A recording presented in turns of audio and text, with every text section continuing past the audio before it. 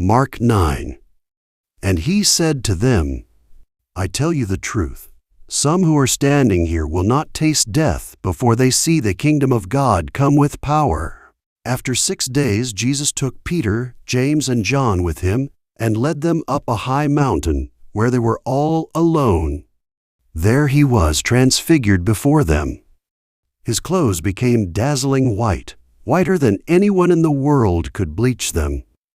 And there appeared before them Elijah and Moses, who were talking with Jesus. Peter said to Jesus, Rabbi, it is good for us to be here. Let us put up 3 shelters, one for you, one for Moses, and one for Elijah. He did not know what to say. They were so frightened. Then a cloud appeared and enveloped them, and a voice came from the cloud, This is my Son, whom I love. Listen to him. Suddenly, when they looked around, they no longer saw anyone with them except Jesus. As they were coming down the mountain, Jesus gave them orders not to tell anyone what they had seen until the Son of Man had risen from the dead. They kept the matter to themselves, discussing what rising from the dead meant. And they asked him, Why do the teachers of the law say that Elijah must come first? Jesus replied, To be sure, Elijah does come first and restores all things.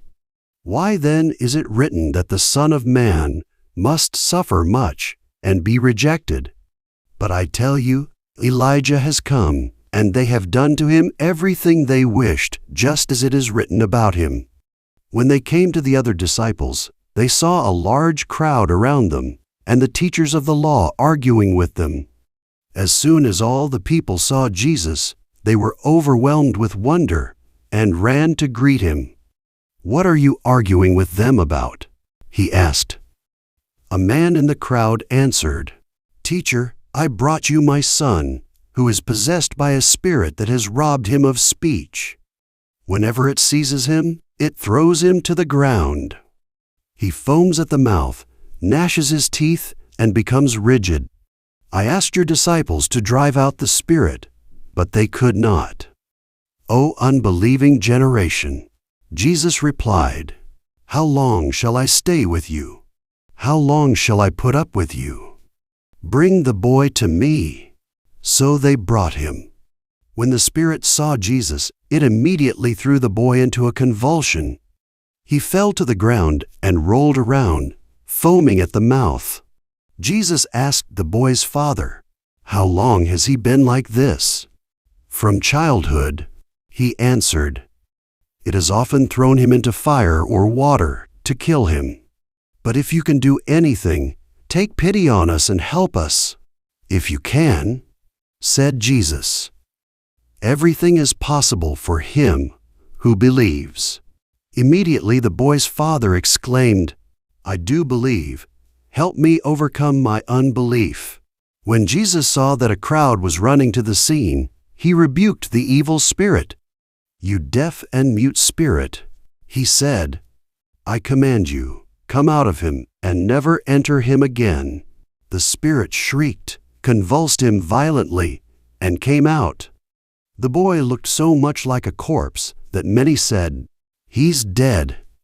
But Jesus took him by the hand and lifted him to his feet, and he stood up. After Jesus had gone indoors, his disciples asked him privately, Why couldn't we drive it out? He replied, This kind can come out only by prayer. They left that place and passed through Galilee. Jesus did not want anyone to know where they were, because he was teaching his disciples. He said to them, The Son of Man is going to be betrayed into the hands of men. They will kill him, and after 3 days he will rise. But they did not understand what he meant and were afraid to ask him about it. They came to Capernaum. When he was in the house, he asked them, What were you arguing about on the road? But they kept quiet because on the way they had argued about who was the greatest.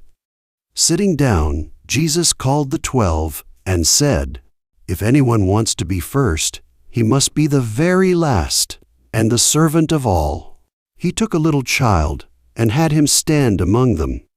Taking him in his arms, he said to them, "Whoever welcomes one of these little children in my name welcomes me, and whoever welcomes me does not welcome me but the one who sent me."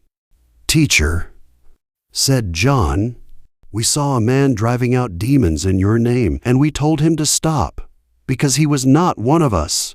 "Do not stop him." Jesus said, "No one who does a miracle in my name can in the next moment say anything bad about me. For whoever is not against us is for us. I tell you the truth, anyone who gives you a cup of water in my name because you belong to Christ will certainly not lose his reward. And if anyone causes one of these little ones who believe in me to sin, it would be better for him to be thrown into the sea with a large millstone tied around his neck. If your hand causes you to sin, cut it off. It is better for you to enter life maimed than with 2 hands to go into hell, where the fire never goes out. And if your foot causes you to sin, cut it off.